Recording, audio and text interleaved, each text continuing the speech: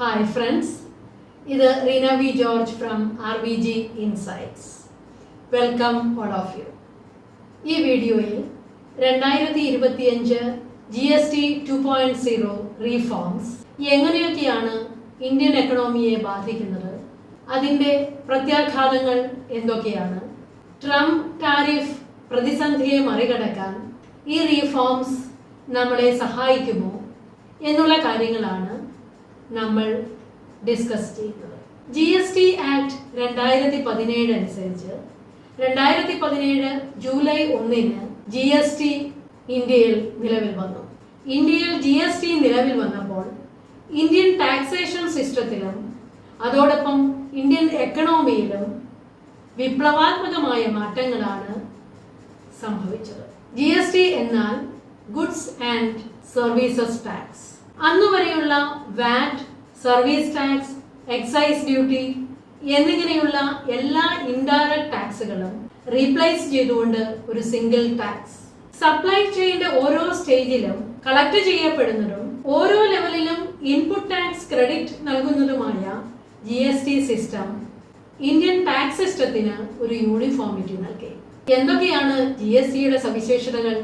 ഒന്ന്, ഒരു രാജ്യം ഒരൊറ്റ ടാക്സ്. അത് ടാക്സ് സിസ്റ്റം സിംപ്ലിഫൈഡ് ആക്കി, ഒരു കുടക്കീഴിലാക്കി. രണ്ട്, കാസ്കേഡിംഗ് ഇഫക്റ്റ്, അതായത് ടാക്സിന് മേൽ ടാക്സ് എന്നത് ഇല്ലാതാക്കി.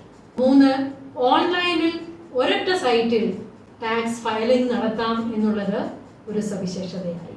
എല്ലാ സ്റ്റേറ്റിലും ഒരേ നികുതി എന്നത് ഇന്ത്യൻ എക്കണോമിക്ക് ഒരു ബൂസ്റ്റ് നൽകി, ബിസിനസ് എളുപ്പമാക്കി.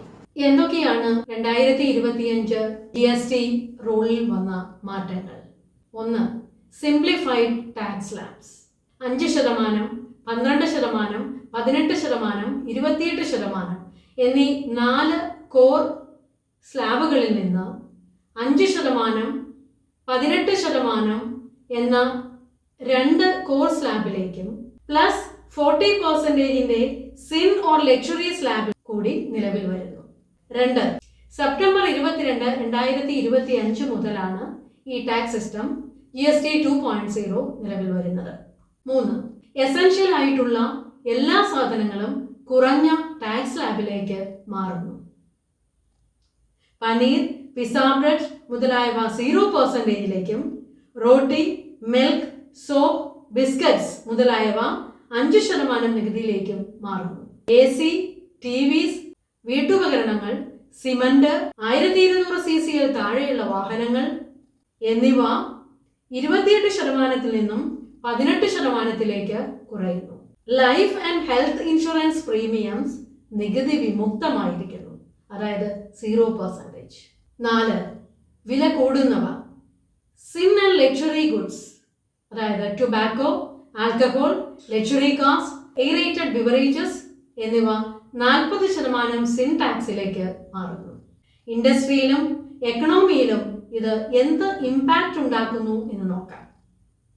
ഓട്ടോമൊബൈൽ, ടെക്സ്റ്റൈൽസ്, MSME, അതായത് micro, small and medium enterprises, FMCG, അതായത് fast moving consumer goods, electronics, hospitality, renewable energy and dairy എന്നീ സെക്ടേഴ്സ് എല്ലാം ഇതിന്റെ ഗുണഭോക്താക്കളായിരിക്കും. ഈ മേഖലയിലെല്ലാം നിർമ്മാണ ചെലവുകൾ കുറയുകയും ഡിമാൻഡ് വർദ്ധിക്കുകയും ചെയ്യും. എല്ലാ മേഖലകളിലും വിലക്കയറ്റം കുറയുകയും ഉപഭോഗം ഉയരുകയും തദ്വാര എക്കണോമി വളരുകയും ചെയ്യും.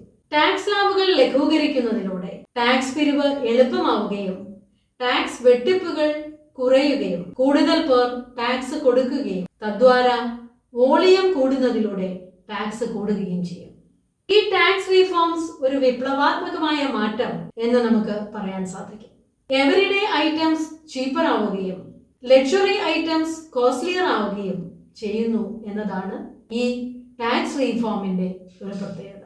അങ്ങനെ GST 2.0 simple, fair and growth friendly taxation ആയി മാറുന്നു. ഇന്ത്യയുടെ GST 2.0 റീഫോംസ് എങ്ങനെ ട്രംപ് ടാരിഫ് പ്രശ്നത്തെ മറികടക്കാൻ നമ്മെ സഹായിക്കുന്നു എന്ന് നോക്കാം.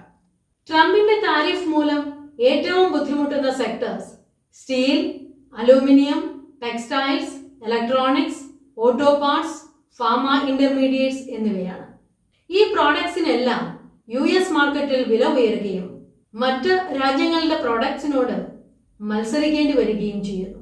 ഈ അവസ്ഥയിൽ GST റീഫോംസ് എങ്ങനെ ഹെൽപ്ഫുൾ ആകും എന്ന് നോക്കാം. 1. GST 2.0 വഴി പ്രൊഡക്ഷൻ കോസ്റ്റ് കുറയുന്നു. Cement, white goods, electronics, small auto parts എന്നിങ്ങനെയുള്ള റോ മെറ്റീരിയൽസിന്റെ GST 28% നിന്ന് 18% കുറയുക വഴി പ്രൊഡക്ഷൻ കോസ്റ്റ് നന്നായി കുറയുന്നു. തന്മൂലം എക്സ്പോർട്ടേഴ്സിന് പ്രോഡക്ട്സിന്റെ വില സോഴ്സിൽ തന്നെ കുറയ്ക്കുന്നതിനും മാർക്കറ്റിൽ മത്സരിക്കുന്നതിനും സാധിക്കുന്നു. 2. വിതരണ ശൃംഖല കാര്യനിർവഹണം, അതായത് ഉൽപ്പന്നങ്ങൾ നിർമ്മാതാക്കളിൽ നിന്ന് വെയർഹൗസുകളിലേക്ക് കൊണ്ടുപോവുക, അവിടെ സൂക്ഷിക്കുക, ഉപഭോക്താക്കളുടെ ഓർഡർ അനുസരിച്ച് പാക്ക് ചെയ്യുക, അവസാനമായി ഗതാഗത മാർഗങ്ങളിലൂടെ ട്രക്കുകൾ, വിമാനങ്ങൾ തുടങ്ങിയവയിലൂടെ ഉപഭോക്താക്കളിലേക്ക് എത്തിക്കുക എന്നിവയെല്ലാം കുറച്ചുകൂടി ചീപ്പാകുക വഴി FMCG, ഇലക്ട്രോണിക്സ്, ഓട്ടോ ഇൻഡസ്ട്രീസ് എന്നീ മേഖലകളെല്ലാം കുറച്ചുകൂടി ബെനിഫിറ്റഡ് ആകുകയും അതുവഴി എക്സ്പോർട്ടിംഗ് മേഖല കുറച്ചുകൂടി എഫിഷ്യൻ്റ് ആകുകയും ചെയ്യും. 3. Insurance exemption, that means safer exports. Insurance premium 0% GSTയിലേക്ക് മാറുമ്പോൾ സ്ഥാപനങ്ങൾക്ക് ഓപ്പറേഷണൽ കോസ്റ്റ് കുറയുകയും റിസ്ക് കവറേജിന് ഇൻഷുറൻസ് കോസ്റ്റ് കുറയുകയും അത് ഇന്റർനാഷണൽ ട്രേഡിന് കോൺഫിഡൻസ് കൂടുതൽ നൽകുകയും ചെയ്യും. 4. GSTയിലുള്ള കുറവ് എക്സ്പോർട്ടിംഗ് കൂടുതലുള്ള MSME ആൻഡ് ടെക്സ്റ്റൈൽ മേഖലയ്ക്ക് ഒരു ബൂസ്റ്റ് നൽകുന്നു. 5. GSTയിലുള്ള ഈ റീഫോംസ് ഗവൺമെന്റിന് ഭാവിയിൽ ഉണ്ടായേക്കാവുന്ന ബൈലാറ്ററൽ ട്രേഡ് ടോക്കുകളിൽ കൂടുതൽ സ്ട്രോങ് ആയി നെഗോഷിയേറ്റ് ചെയ്യാൻ സാധിക്കും. 6.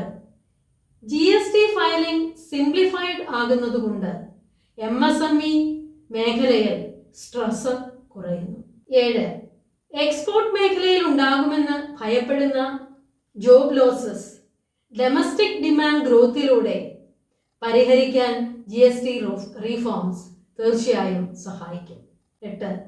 സ്റ്റേറ്റ്സിനുണ്ടാകുമെന്ന് ഭയപ്പെടുന്ന റവന്യൂ ലോസ് GST 2.0 കോമ്പൻസേഷനിലൂടെയും ടാക്സിൽ ഉണ്ടാകുന്ന വോളിയം ഇൻക്രീസിലൂടെയും പരിഹരിക്കാൻ കഴിയും.